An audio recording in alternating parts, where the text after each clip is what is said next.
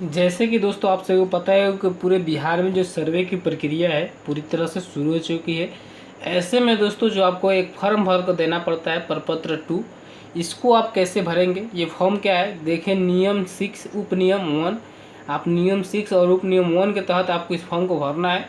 इस नियम को बारे में देखना है तो आप यूट्यूब पर सर्च मार कर देख सकते हैं, या इसके जो DLRS जो पोर्टल है वहाँ पर जाकर इस नियम को देख सकते हैं।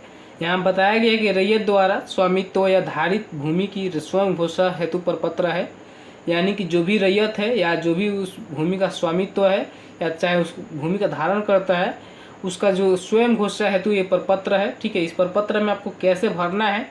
ठीक है, नेक्स्ट यहाँ पर आप एक जानकारी देखेंगे तो यहाँ पर बताया गया है कि मैं या हम घोषणा करता हूँ या करते हैं कि स्वयं घोषणा में की गई प्रविष्टि मेरी हमारी जानकारी में सही है। स्वयं घोषणा में किसी गलत प्रविष्टि के लिए मैं या हम जवाब दूंगा, यानी जो भी इसमें आप डाटा अंकित किए हैं ये पूरी सही है, ये आपने घोषणा करेंगे, और कोई गलत होता है तो आप ही जवाब दे होंगे। नेक्स्ट यहाँ पर बताया गया, नोट में एक और बात बताई गई है, यहाँ पर आप देखने को मिलेगा इस प्रपत्र की 2 प्रतियों में दाखिल किया जाएगा, यानी कि जो प्रपत्र है इसको 2 आपको भरना पड़ेगा। एक प्रति आवेदक को प्राप्तकर्ता पदाधिकारी या कर्मी द्वारा हस्ताक्षर तथा आवेदन की तारीख एवं क्रमांक अंकित कर प्राप्ति के प्रमाण के रूप में लौटाया जाएगा। इसे आप 2 रूप में भरेंगे, एक आपको मिल जाएगा और एक वहाँ पर जमा हो जाएगा।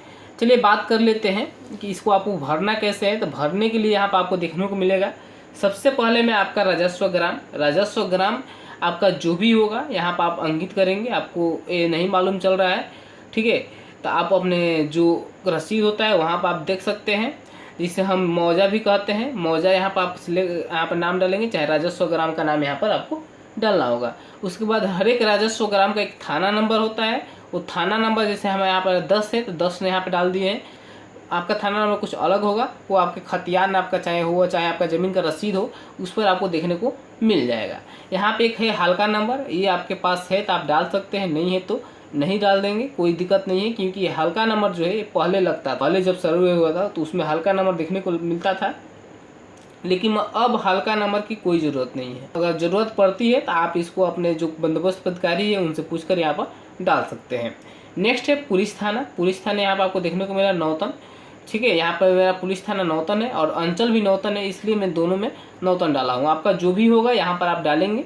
उसके बाद यहाँ पर आपको जिला अपना डालना है, जिस जिला के अंतर्गत आप आते हैं उसके बाद यहाँ पर डालेंगे। नेक्स्ट यहाँ पर आप आएंगे तो रैयत का नाम, सह हिस्सेदारों का नाम एवं अंश अगर कोई हो सहित एवं पिता का नाम यहाँ पर डालना है। यहाँ पर आप जैसे देख सकते हैं कि जैसे यहाँ पर आप रैयत यहाँ पर आपको डालना है, जैसे कोई परिवार है उसमें एक ही अगर पुत्र हैं, ठीक है, एक ही उनका हिस्सेदार है, चाहे एक ही रैयत है तो उस रैयत का नाम डालेंगे और उसका पिता का नाम डालेंगे।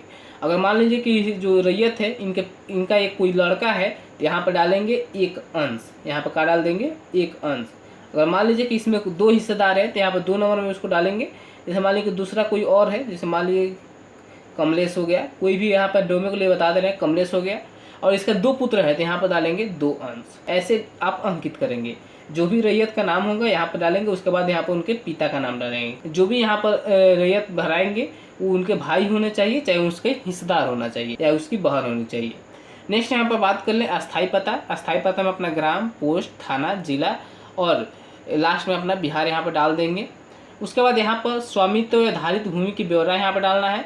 जो भी भूमि का ब्यौरा है इसी में आपको डालना है। जैसे खाता नंबर हो गया यहाँ पर आपको डालेंगे, खेसरा नंबर, रकबा, चौहद्दी, किस्म जमीन और शेष छोड़कर लगान। बात कर ले इसको कैसे फिल करना है, तो जैसे आपको देखने को मिलेगा खाता नंबर, तो खाता नंबर यहाँ पर आपने डालना होगा। जो भी आपका खाता होगा इस खाता के अंदर जो भी खेसरा रकबा आता होगा यहाँ पर आपको, जैसे मान लीजिए कि ये खेसरा आया, इस खेसरा जो है इसका रकबा है, जैसे एकड़ और डिसमिल में डालना है। यहाँ पर आपको देखने को मिलेगा एकड़ में जितना होगा उतना एकड़ में डालेंगे, डिसमिल में जितना होगा उतना डिसमिल में डालेंगे। जैसे ये ज़मीन जो 1 एकड़ 50 डिसमिल है तो यहाँ पर एक जीरो दे दिए हैं, उसके बाद डिसमिल में 50 डिसमिल है तो 50 डी दे दिए हैं। ठीक है, अगर मान लीजिए कि आपका ज़मीन अगर 1 एकड़ नहीं है, केवल डिसमिल है तो 0 एकड़ देंगे और 50 डिसमिल डाल देंगे, चाहे केवल 50 डिसमिल डाल देंगे तब भी हो जाएगा। नेक्स्ट हम बात कर ले कि मान लीजिए कि इसके बाद अगर आपकी कोई ज़मीन है तो यहाँ पर उसके बाद यहाँ पर जो चौहद्दी पूरा हो रहा है उसके बाद यहाँ पर उसको डालेंगे। ठीक है, इसी अगर खाता में है तो इसी खाता में डालेंगे, अगर खाता अलग है तो यहाँ पर फिर दूसरा खाता लिखेंगे और उसके बाद यहाँ पर उसका खेसरा लिख देंगे। उसकी चौहद्दी की बात करें तो चौहद्दी जो भी ज़मीन होंगी उसकी चौहद्दी यहाँ पर डालना होगा। उत्तर, दक्षिण, पूर्व, पश्चिम जो भी चौहद्दी है यहाँ पर आपको डालना होगा। उसके बाद ज़मीन का किस्म पूछा जाएगा, किस किस्म का ज़मीन है उस ज़मीन की किस्म को यहाँ पर भरना होगा। जैसे मान लीजिए कि भीट होता है, धनौर होता है, उसे ऐसे ज़मीन है, चाहे मान लीजिए घरारी होता है, वो ज़मीन है उसको यहाँ पर भरना होगा। अगर नहीं मालूम है तो आप इसको छोड़ देंगे और अपने कर्मचारी से, चाहे आपके जो भी बंदोबस्त अधिकारी हैं उनसे आप पूछ सकते हैं।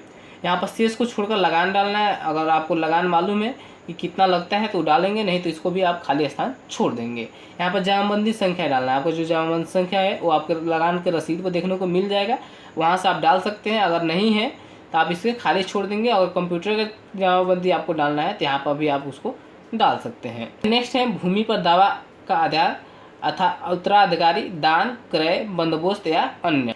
यानी कि जो भूमि है इस पर आप दावा का आधार किसके आधार पर कर रहे हैं कि आप उसके उत्तराधिकारी हैं। जैसे मान लीजिए कि जो ज़मीन है आपका, जो ये क्या कहते हैं, बाप दादा का परदादा का ज़मीन है, यानी इसे उस पर उसका है तो आप लिखेंगे उत्तराधिकारी। अगर आपको ये ज़मीन जो है दान में मिला है, दान करे हैं यानी दान में मिला है, तो या आपको बंदोबस्त का मिला है, जैसे उसको लिखना है। चाहे अगर आपको किसी अन्य तरीका से मिला है, चाहे क्रय किए हैं तो यहाँ पर क्रय लिखेंगे, चाहे अन्य तरीका से मिला है तो अन्य लिख देंगे। इनमें से आपको कोई मालूम नहीं चल रहा है कि क्या है तो यहाँ पर अन्य लिख देंगे। अगर कोई अभियुक्ति है तो यहाँ पर आपको डालना है। इस ज़मीन से लेकर कोई भी अभियुक्ति है तो यहाँ पर आप डाल सकते हैं। नेक्स्ट में यहाँ पर आएंगे तो आपको रैयत का हस्ताक्षर या अंगूठा का निशान यहाँ पर लगाना होगा। मोबाइल नंबर या आधार नंबर यहाँ पर आपको डालना पड़ेगा। यहाँ पर अपना स्थान डालेंगे, कहाँ पर आप सिग्नेचर कर रहे हैं और तिथि यहाँ पर डाल देंगे। तो दोस्तों ये थी प्रपत्र 2 भरने की पूरी जानकारी। उम्मीद करता हूँ कि मैं जो भी जानकारी दिया हूँ आपको अच्छे से समझ में आया होगा। अगर हमारी दी गई जानकारी आपको अच्छे से समझ में आया है तो दोस्तों वीडियो को लाइक कीजिएगा, शेयर कीजिएगा। अगर आप हमारे चैनल पर नए हैं तो ऐसे ही हर एक अपडेट के लिए हमारे चैनल को सब्सक्राइब कर लीजिएगा, साथ में बेल आइकन को दबा लीजिएगा ताकि आने वाली हर एक अपडेट की जानकारी आपको समय पर मिलती है। चलिए दोस्तों वीडियो को समाप्त करते हैं, मिलते हैं किसी एक और नए वीडियो में। तब तक के लिए जय हिंद, जय भारत।